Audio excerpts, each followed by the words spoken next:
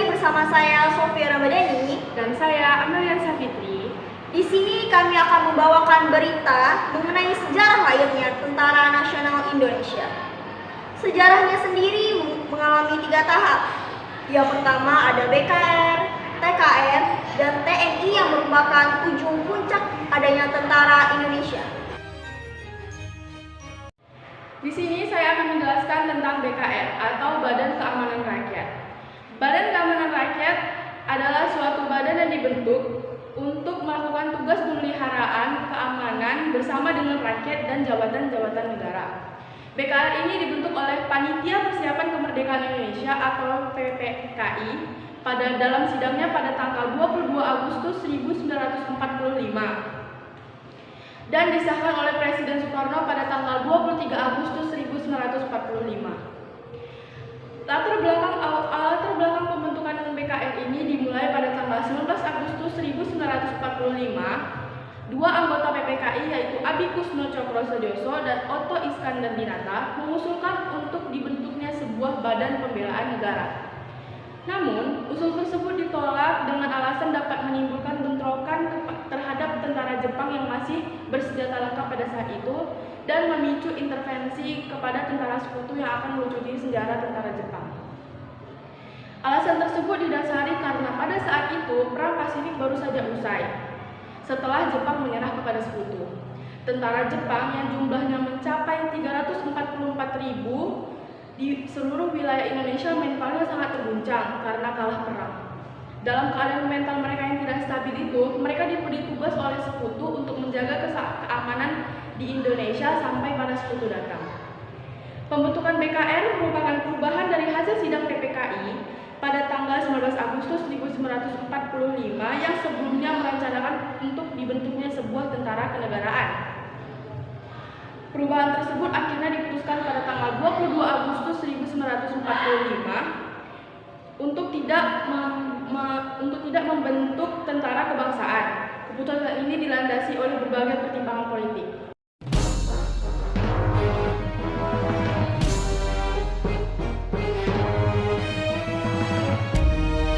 TKR, Tentara Keamanan Rakyat. TKR ini merupakan bentuk dari perubahan BKR.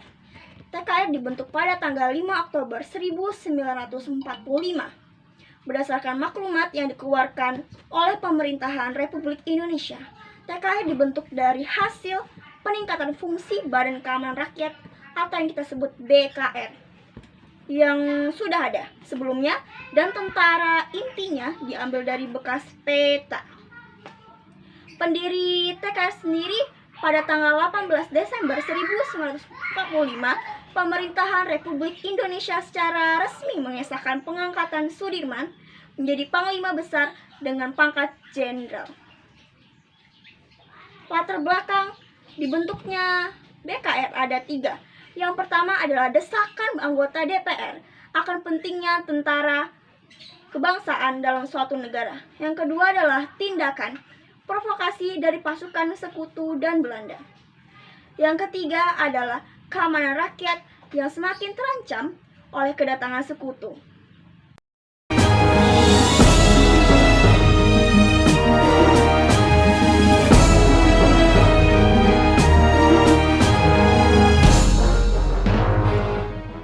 TNI secara resmi berdiri pada tanggal 3 Juni 1947 sebagai persatuan 2 kekuatan bersenjata, menjaga keamanan rakyat yang belum menunjukkan sebagai suatu kesatuan angkatan bersenjata yang mampu melawan musuh dengan perang bersenjata.